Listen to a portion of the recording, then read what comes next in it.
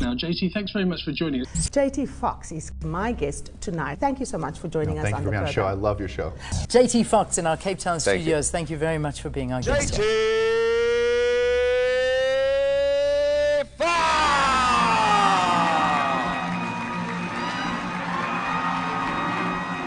That's JT Foxx with Al Pacino and Sylvester Stallone walking together, about to go on stage. Just 9 years ago, he was completely broke, and now he owns over 50 businesses and brands. He has bought and sold over 500 pieces of property, and has done business and spoken in over 30 countries. Many refer to him as the world's #1 wealth coach, and he knows, hangs out, and does business with some of the world's most successful people. He changes lives, and some say he has changed countries. His motto is simple: powered by your success. Here's the story of millionaire underdog, JT Foxx.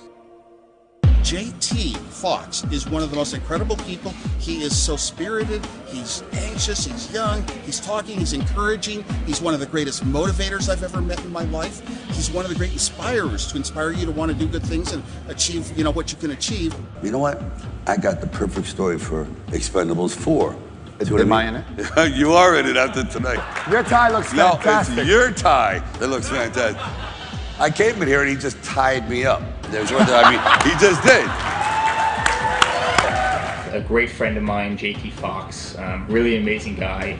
I'm really thrilled he's in Africa of all places, because it means that he's not in my office here at the Trump Organization. It means that I'm not getting calls at all hours of the night, albeit that I always advise people,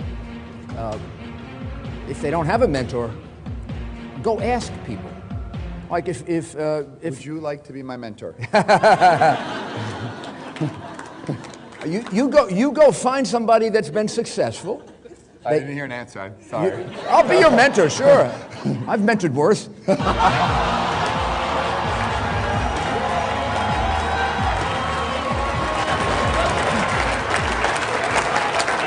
Every time I'm out, JT Foxx pulls me back in. And I just wanted to say to JT that I'm a big admirer of his, because there's a lot of people that talk about success, but he's the real deal. This man is the real deal. He started out with nothing and just didn't even have $1,000 in just a pickup truck, a rusty pickup truck. And look how far he has gone with his will and his success, his knowledge.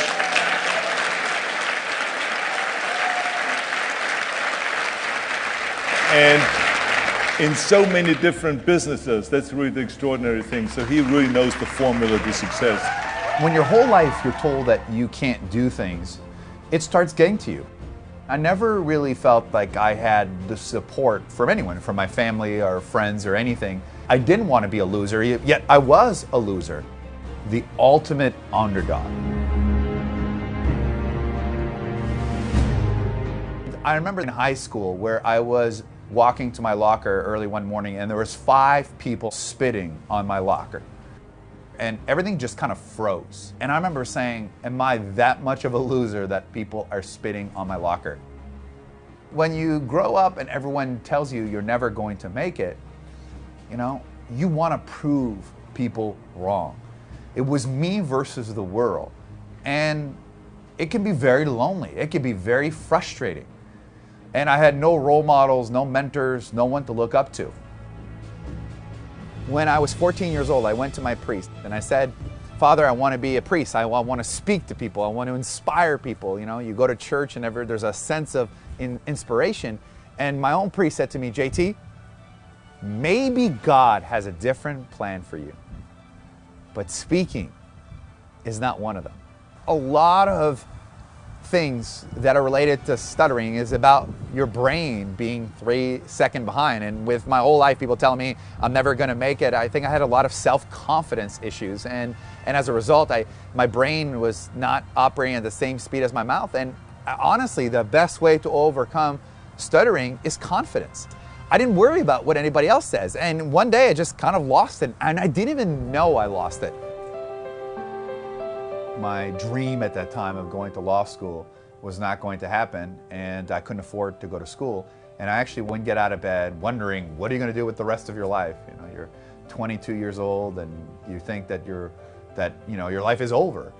And I'll never forget this, is that I woke up at 3 o'clock in the morning, and on television at 3 o'clock in the morning, it's one of those infomercials about how to get rich. I went to a presentation, and I'll never forget this day. It was at the Toronto airport, Hilton Hotel, and there's about 300 people there.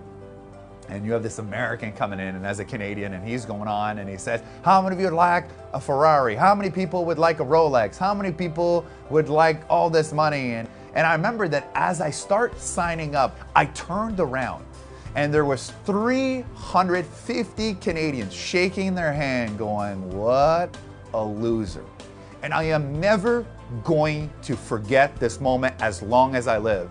The guy at the back of the table grabbed my hand and said, if you don't sign up now, you're going to be a loser for the rest of your life. I had been a loser for the first half of my life, so I didn't want to be a loser for the next half of my life, so I signed up, and I was one of the only ones to sign up. When I started trying to do the things in Canada I taught, and I remember they said, well, it doesn't work in Canada, well, you need to move to America. I had $974 to my name, an old rusted pickup truck, Ford Ranger with 288,000 miles, and I headed over to the border with all of my stuff in the back. All I needed is a first deal, and I did every possible mistake. I tried to go for big deals I probably shouldn't have done. I was talking to the wrong people. I didn't know what I was doing, and I just need that one deal, and I needed to succeed. And 2 weeks before I'm having to move back, I did my first deal and made $70,000.